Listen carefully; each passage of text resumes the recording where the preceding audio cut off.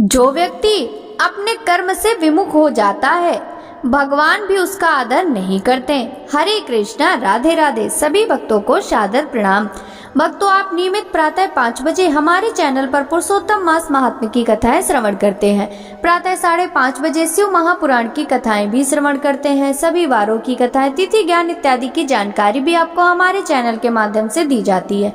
यदि अभी तक आपने चैनल को सब्सक्राइब नहीं किया है तो अवश्य ही कर लें, साथ ही बेल आइकन भी प्रेस कर लें, जिससे आने वाले हर नए वीडियो का नोटिफिकेशन आपको समय पर मिल सके। पुरुषोत्तम मास महात्म्य के कल के अध्याय में आपने 23वें अध्याय की कथा का रसपान किया था। भक्तों, पुरुषोत्तम मास महात्म्य के आज के इस अध्याय में हम 24वें अध्याय की कथा का रसपान करते हैं। तो चलिए भक्तों, वीडियो शुरू करते हैं। मणिग्रीव बोला, हे द्विज, विद्वानों से पूर्ण और सुंदर चमत्कारपुर में धर्मपत्नी के साथ में रहता था। धनाढ्य, पवित्र आचरण वाला, परोपकार में तत्पर, मुझको किसी समय संयोग से दुष्ट बुद्धि पैदा हुई। दुष्ट बुद्धि के कारण मैंने अपने धर्म का त्याग किया, दूसरे की स्त्री का सेवन किया और नित्य अपेय वस्तु का पान किया। चोरी, हिंसा में तत्पर रहता था, इसलिए बंधुओं ने मेरा त्याग किया। उस समय महाबलवान राजा ने मेरा घर लूट लिया। बाद बचा हुआ धन जो कुछ था उसको बंधुओं ने ले लिया।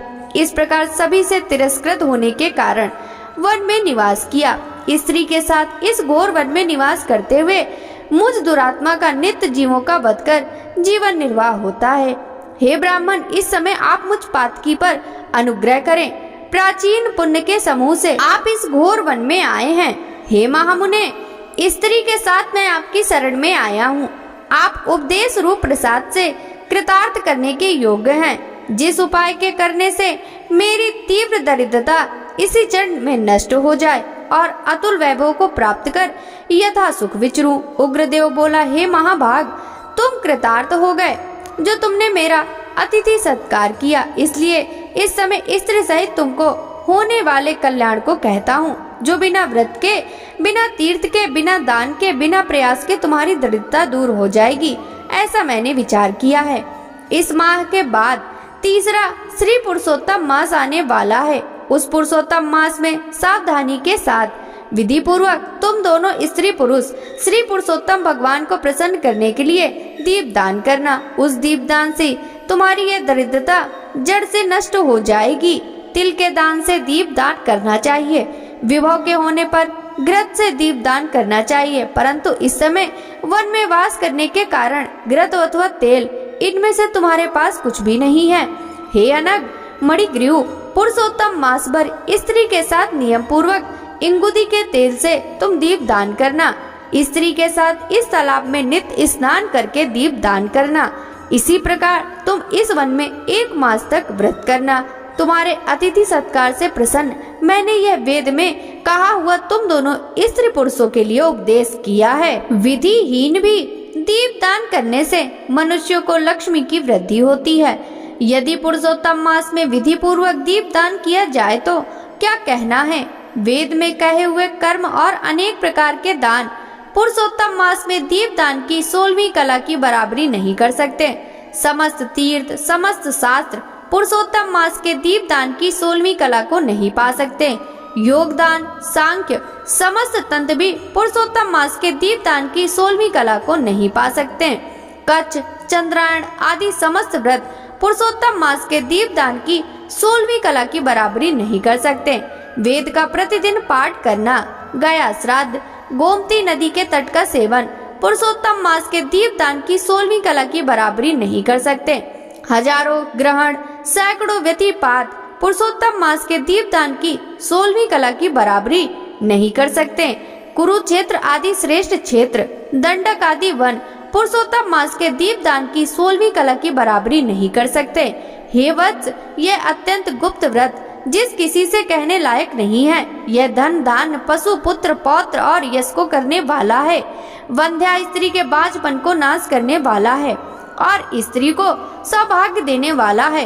राज्य से गिरे हुए राजा को राज्य देने वाला है और प्राणियों को इच्छा अनुसार फल देने वाला है। यदि कन्या व्रत करती है तो गुड़ी चिरंजीवी पति को प्राप्त करती है। स्त्री की इच्छा करने वाला पुरुष सुशीला और पतिव्रता स्त्री को प्राप्त करता है। विद्यार्थी विद्या प्राप्त करता है। सिद्धि को चाहने वाला अच्छी तरह सिद्धि को प्राप्त करता है। खजाना को चाहने वाला खजाने को प्राप्त करता है। मोक्ष को चाहने वाला मोक्ष को प्राप्त करता है। बिना विधि के बिना शास्त्र के जो पुरुषोत्तम मास में जिस किसी जगह दीपदान करता है वह इच्छा अनुसार फल को प्राप्त करता है। हे वत्स, विधि पूर्वक नियम से जो दीपदान करता है तो फिर कहना ही क्या। इसलिए पुरुषोत्तम मास में दीपदान करना चाहिए। मैंने इस समय यह तीव्र दरिद्रता को नाश करने वाला दीपदान तुमसे कहा। तुम्हारा कल्याण हो, तुम्हारी सेवा से मैं प्रसन्न हूँ। अगस्त मुनि बोले, इस प्रकार वह श्रेष्ठ ब्राह्मण मन से 2 भुजा वाले मुरली को धारण करने वाले श्री हरि भगवान का स्मरण करते हुए प्रयाग को गए। वे दोनों अपने आश्रम से उग्रदेव के पीछे जाकर उनके पास कुछ मास पर्यंत वास करके प्रसन्न मन हो दोनों स्त्री पुरुष उग्रदेव को नमस्कार कर फिर अपने आश्रम को चले आए। अपने आश्रम में आकर भक्ति से पुरुषोत्तम में मन लगाकर ब्राह्मण की भक्ति में तत्पर उन दोनों स्त्री पुरुष ने 2 मास बिताया। 2 मास बीत जाने पर श्रीमान पुरुषोत्तम मास आया। उस पुरुषोत्तम मास में वे दोनों गुरु भक्ति में तत्पर हो दीपदान को करते हुए आलस्य को छोड़कर वे दोनों ऐश्वर्य के लिए इंगुति के तेल से दीपदान करते रहे। इस प्रकार दीपदान करते उन दोनों को पुरुषोत्तम मास बीत गया। उग्रदेव ब्राह्मण के प्रसाद से शुद्धांतकरण होकर समय पर काल के वशीभूत हो इंद्र को पुरी को गए। वहां होने वाले सुखों को भोगकर पृथ्वी पर भारत खंड में उग्रदेव के प्रसाद से श्रेष्ठ जन्म को उन दोनों स्त्री पुरुष ने धारण किया। पूर्व जन्म में जो तुम मृग की हिंसा में तत्पर मणिग्रीव थे वह वीरबाहु के पुत्र चित्रबाहु नाम से प्रसिद्ध राजा हुए। इस समय यह चंद्रकला नामक जो तुम्हारी स्त्री है वह पूर्व जन्म में सुंदरी नाम से तुम्हारी स्त्री थी। पतिव्रत धर्म में यह तुम्हारे अर्धांग की भागनी है। जो स्त्री पतिव्रता होती है वे अपने पति के पुण्य का आधा भाग लेने वाली होती है। श्री पुरुषोत्तम मास में इंगुति के तेल से दीपदान करने से तुमको यह निष्कंटक राज्य मिला। जो पुरुष पुरुषोत्तम मास में घृत अथवा तिल के तेल से अखंड दीपदान करता है तो फिर कहना ही क्या। पुरुषोत्तम मास में दीपदान का यह फल जो कहा है इसमें कुछ संदेह नहीं है। जो उपवास आदि नियमों से श्री पुरुषोत्तम मास का सेवन करता है उसका कहना ही क्या। वाल्मीकि मुनि बोले, इस प्रकार अगस्त मुनि राजा चित्रबाहु के पूर्व जन्म का वृतांत कहकर राजा चित्रबाहु से किए गए सत्कार को लेकर तथा अच्छे आशीर्वाद देकर चले गए। इति श्री बृहन्नारदीये पुराणे पुरुषोत्तम मास महात्म्ये चतुर्विंशो अध्याय संपूर्णम। हरि शरणम। भक्तों, पुरुषोत्तम मास महात्म्य की यह कथा यदि आपको अच्छी लगी हो तो इस वीडियो को लाइक कर ज्यादा से ज्यादा भक्तों के साथ शेयर कीजिएगा। साथ ही वीडियो के कमेंट बॉक्स में जय जय श्री हरि विष्णु जरूर लिखिएगा। आपसे मिलते हैं पुरुषोत्तम मास महात्म्य के अगले अध्याय की कथा के साथ। सभी भक्तों को हरे कृष्णा, राधे राधे, हरि बोल।